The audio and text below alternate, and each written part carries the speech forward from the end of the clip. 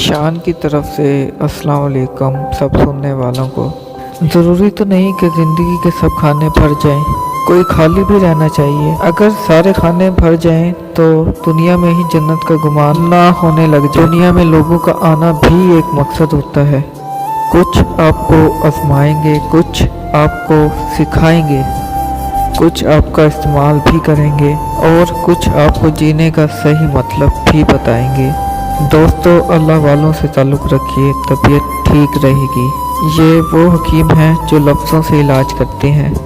दुख, गम, तकलीफ़ें, परेशानियाँ ये ज़िंदगी का हिस्सा हैं, इन्हें ज़िंदगी का हिस्सा ही रहने दें। जी हाँ, और इन्हें पूरी ज़िंदगी ना समझें, क्योंकि पूरी ज़िंदगी अल्लाह की रहमत और उसका करम है, उसका फजल और मेहरबानी है। जब इंसान मुस्कुरा सकता हो तो उसे रोना नहीं चाहिए।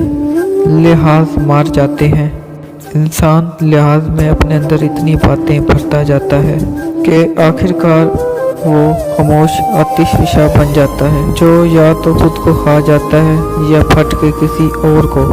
दोस्तों, याद रखो, अगर बुराई सोचते हो तो करने वाले ना बनो, और अगर भलाई करते हैं तो बताने वाले ना बने, और अगर किसी को पसंद करते हैं तो फैलाने वाले ना बने, क्योंकि तकवा कम से कम हो तो सरकशी से बेहतर है। जब यकीन टूटता है तो सबसे पहले ज़ुबान खामोश हो जाती है।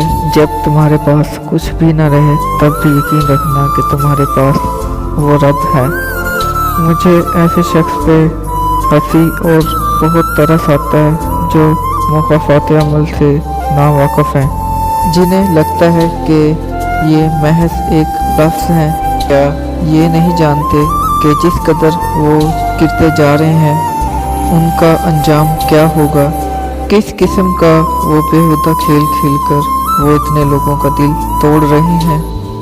ये सब सिर्फ वही करते हैं जिनकी तरबियत में या तो कमी रह जाती है या फिर उनकी तरबियत ही ऐसी है। ऐसे लोगों पर तरस खाना चाहिए कि वो दूसरों का सुकून छीनकर खुद खुश रहना चाहते हैं। बहुत अफसोस की बात है कि इनका अंजाम इस कदर भयानक हो सकता है कि वो सोच भी नहीं सकते। अपने अमाल की खबर किसी ने ना रखी, पर हाँ, खुदा से अपने मुकद्दर का गिला हर किसी को रहा।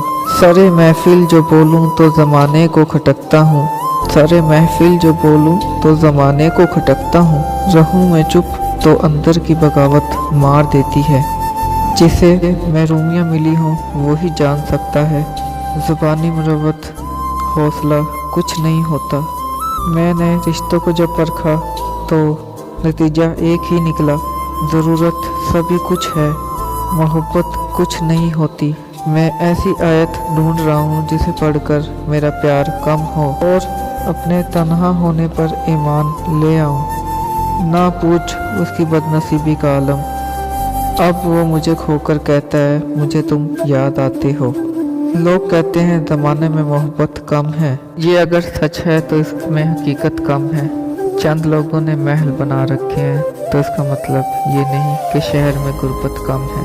एक हम ही ना थे जो यूं फरामोश हुए वरना, एक हम ही ना थे जो यूं फरामोश हुए वरना। भूल जाने की आदत उस शख्स को बहुत कम है। क्यों ना हम छोड़ चलें इस शहर की रौनक, क्यों ना हम छोड़ चलें इस शहर की रौनक। वैसे भी उसको अपनी ज़रूरत कम है। प्यारे दोस्तों, जब उस रब को इंसान का सजदा करना पसंद आ जाए तो वो खुद ऐसे असबाब बनाता है कि इंसान सजदा करने पर खुद मजबूर हो जाता है। और प्यारे दोस्तों, याद रखिएगा, अगर आपके दिल से उस चीज़ का ख्याल वो रब नहीं निकाल रहा तो समझ जाइएगा कि वो इस ख्याल के ज़रिए वो आपसे राब्ता रखना चाहता है, यानी उसे आपकी आवाज़ भा गई है, आपके मांगने की तड़प प्यारी लगी है। प्यारे दोस्तों, मेरी बात याद रखना, जिनसे रब खुद राब्ता रखना चाहता है तो उसके मुकद्दर की तो क्या ही बात है। बस फिर जो सजदे में गिर जाता है उस रब की मोहब्बत की लाज रख लेता है, फिर वो रब भी उसकी मोहब्बत की लाज रख लेता है।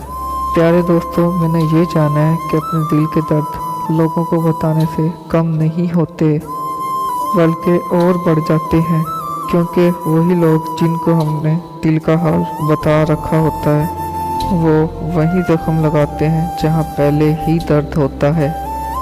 प्यारे दोस्तों, उस रब के सामने जितना ही रोले वो बेजार नहीं होता, वो मजाक नहीं बनाता, वो मज़ीद नहीं रुलाता।